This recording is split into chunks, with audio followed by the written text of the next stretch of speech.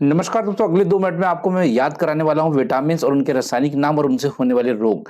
जैसा कि आप ट्रिक्स में देख पा रहे हैं आपकी स्क्रीन में कि भई यहाँ पर रथ पर एक टॉफ़ी है। जैसा कि आप एक रथ देख रहे हैं यहाँ पर और इस रथ के ऊपर एक टॉफ़ी आपको देखने को मिल रही है। केवल आपको इतना याद करना है। क्या याद करना है? रथ पर एक टॉफ़ी है। यहाँ पर हमारा साइलेंस रहने वाला है, बाकी सारे शब्दों के माध्यम से हम लोग याद करने वाले हैं। चलिए आइए यहाँ पर देखते हैं। सबसे पहली मैं बात करना चाहूँगा कि विटामिन्स होते क्या हैं? दोस्तों अगर हम ये बात करें विटामिन्स क्या होते हैं तो सबसे पहले आप जान लीजिए विटामिन कार्बनिक यौगिक होते हैं। पर आपको बताना चाहूंगा इससे आपको कोई ऊर्जा, कोई एनर्जी नहीं मिलेगी, कोई कैलोरी नहीं मिलेगी। इससे क्या होगा आपको पता है? अगर आप लोग विटामिन खाते हैं ना तो ये रोगों से लड़ने की क्षमता देगा आपसे। कि भाई जैसा अभी आपने देखा कोविड-19 आया हुआ था तो वहां कहा जा रहा था कि विटामिन सी खाइए। क्यों खाइए? क्योंकि ये आपकी इम्यूनिटी पावर बढ़ाएगा और फिर आप रोगों से लड़ पाएंगे, रोगों से बच पाएंगे। तो विटामिन क्या करते हैं?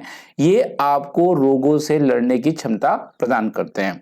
अब विटामिन मुख्यतः कितने प्रकार के होते हैं? तो विटामिन आपका ए होता है, बी होता है, सी होता है, डी होता है, ई होता है और के होता है। इसके अतिरिक्त भी बहुत विटामिन होते हैं, पर मुख्यतः इतने ही विटामिन के बारे में पूछा जाता है।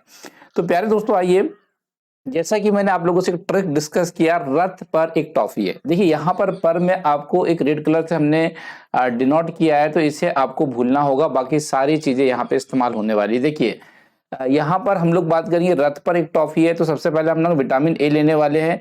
तो रा से क्या हो जाएगा दोस्तों? यहाँ रा से हो जाएगा आपका रेटिनॉल। और हम लोग अब लेंगे था, तो विटामिन बी का रासायनिक नाम क्या होगा? था से थायमिन होगा। अब हम ए ले लेंगे यहाँ पर, तो यहाँ विटामिन सी का जो ए से होगा वो होगा एस्कॉर्बिक अम्ल। अब हम ये के का इस्तेमाल करने वाले हैं, तो यहाँ पर विटामिन डी का रासायनिक नाम क्या होने वाला है? कैल्सीफेरॉल। अब हम ये टा का इस्तेमाल करने वाले हैं, तो देखिए यहाँ पर विटामिन ई का नाम हो जाएगा टेकोफेरॉल। अब हम ये फा का इस्तेमाल करेंगे तो भाई यहाँ पर विटामिन के का नाम बन जाएगा।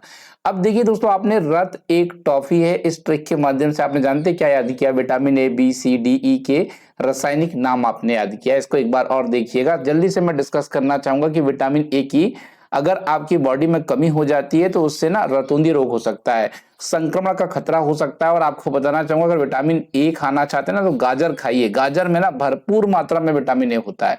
चलिए दूसरे में चलेंगे हम लोग। किसी व्यक्ति को विटामिन बी की कमी हो जाए तो बेरी बेरी रोग हो जाता है। क्या हो जाता है? बेरी बेरी रोग हो जाता है। याद रखिएगा। विटामिन सी की कमी हो जाए तो स्कर्वी हो जाती है। स्कर्वी या मसूड़ों में सूजन हो जाना, मसूड़ों से खून आना, ये सारे जो हैं ये विटामिन सी की कमी के उदाहरण हैं। हम बात करेंगे विटामिन डी। अगर विटामिन डी की किसी में कमी हो जाए ना तो उसे रिकेटस रोग हो जाता है, जिसे आप लोग सूखा रोग कहते हैं, जिसमें हड्डियां बड़ी सूख सी जाती है, पतली दुबली हो जाती है, उसे रिकेटस रोग कहते हैं। मुख्यतः ये बच्चों में देखा जाता है। आगे चलना चाहूंगा विटामिन ई। विटामिन ई में हो जाता है नपुंसकता। अगर नपुंसकता की बात आप लोग करते हैं तो जैसा आपने देखा होगा ना, बांझपन हो जाता है कई बार, या तो कहना चाहिए नपुंसक हो जाते हैं बच्चे आदि, पैदा करने की क्षमता खत्म हो जाती है, तो एक्चुअली विटामिन ई की वजह से होता है। अब मैं आगे यहाँ पर बात करूंगा। यहाँ तो विटामिन के जो होता है ना वो एक्चुअली रक्त का थक्का बनाने में सहायक होता है। आप सभी लोग जानते हैं रक्त का थक्का क्या होता है? ब्लड क्लॉट नहीं होगा अगर विटामिन के आपकी बॉडी में नहीं होगा। जैसे कि मान लेते हैं आपको कोई चोट लग गई तो वो ब्लड रुकेगा नहीं फिर। और जैसे आपने देखा ना, लाल रंग का ब्लड हमारे बॉडी में कहीं भी चोट लगती है कुछ देर के बाद रुक जाता है, तो वो होता है ब्लड क्लॉट होना, रक्त का थक्का जमना। उसमें अहम भूमिका होती है विटामिन के की। हम बात करेंगे अब यहाँ पर कुछ विटामिन के बारे में। जैसा कि आप लोग जानते हैं ए बी सी डी ई और के, ये विटामिन है आपके सामने।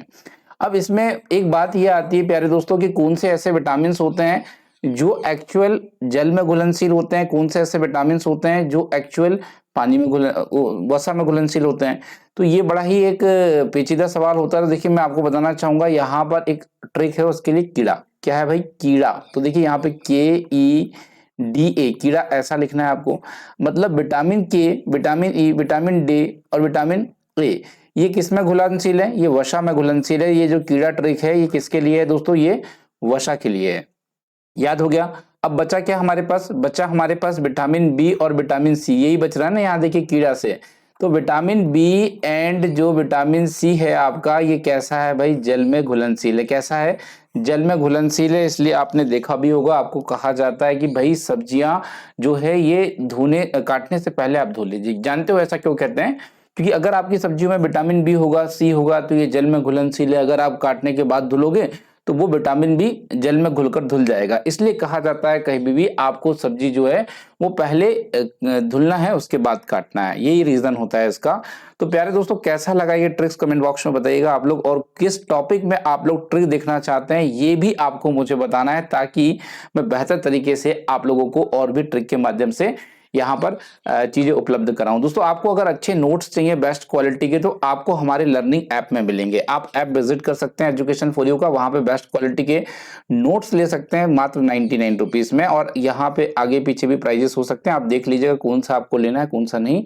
तो ये एक बहुत ही अमेजिंग बनाता है उस नोट्स को। तो आप लोगों को मैं कहना चाहूंगा सभी लोगों को कि आज के लिए इतना ही था, मिलते हैं कल की वीडियो में। Thank you.